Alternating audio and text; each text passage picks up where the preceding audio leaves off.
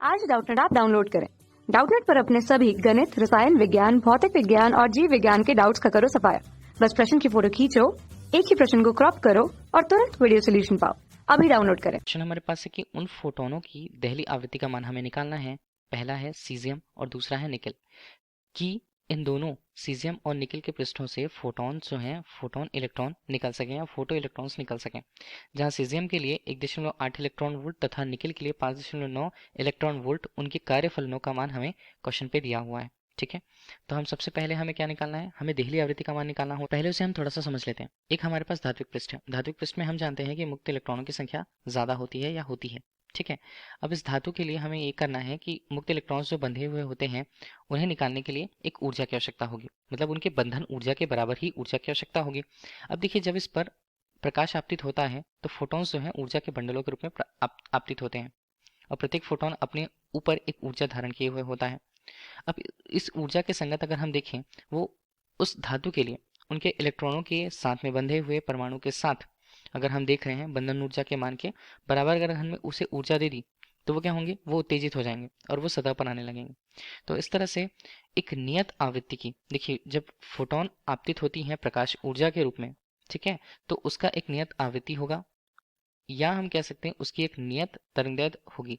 ठीक है, तो आवृत्ति और तरंगदैर्घ्य को हम देखें तो उसके संगत एक न्यूनतम आवृत्ति का मान, न्यूनतम आवृत्ति न्यू नॉट के रूप में हमने प्रस्तुत कर रखा, और अगर हम तरंगदैर्घ्य की बात करते हैं तो लैम्डा नॉट के रूप में हमने उसे प्रस्तुत कर रखा।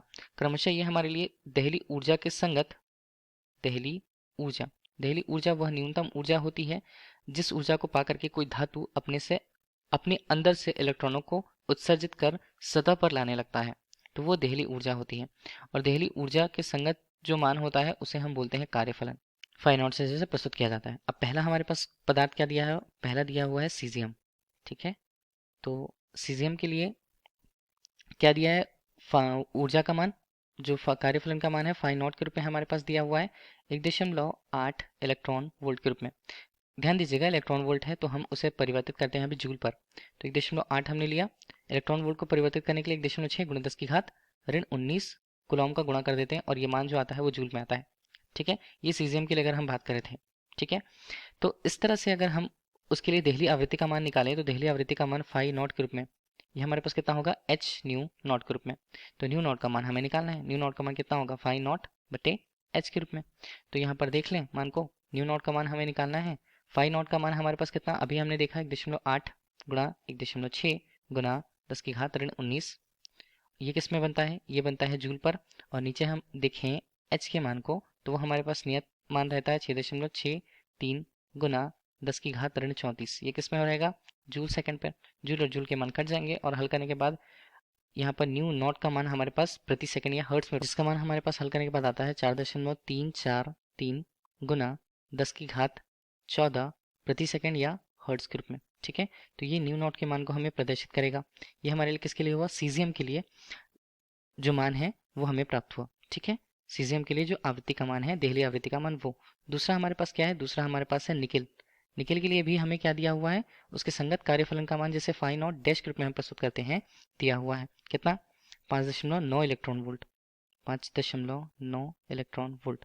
ठीक है, इसे भी हम जूल में परिवर्तित करें फाइ नॉट डैश के रूप में, 5.9 गुना हमने करा 1.6 गुना 10 की घात ऋण 19, ये किस में बनेगा, ये हमारे पास जूल पे प्राप्त होगा। अब फिलहाल इसके लिए अगर हम फिर से फाइ नॉट के रूप में मान को देखें तो एच म्यू नॉट डैश के रूप में प्रस्तुत होगा, एच न्यू नॉट डैश। तो न्यू नॉट डैश हमारे पास निकल के लिए उसकी आवृत्ति को बता रहा है। ठीक है, न्यू नॉट डैश हम रखें तो हमारे पास फाइ नॉट डैश बटे एच के रूप में मान हुआ।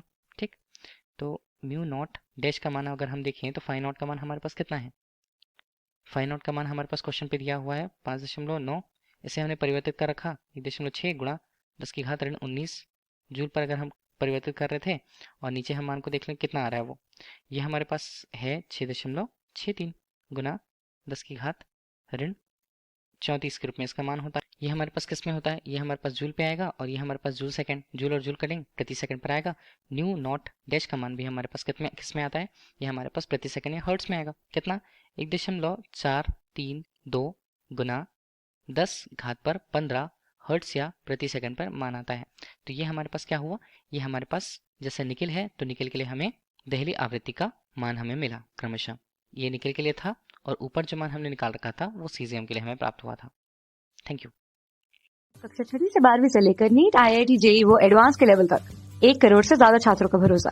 आज ही डाउनलोड करें डाउटनेट ऐप या व्हाट्सएप करें अपने सारे डाउट्स 8400 400 400 पर।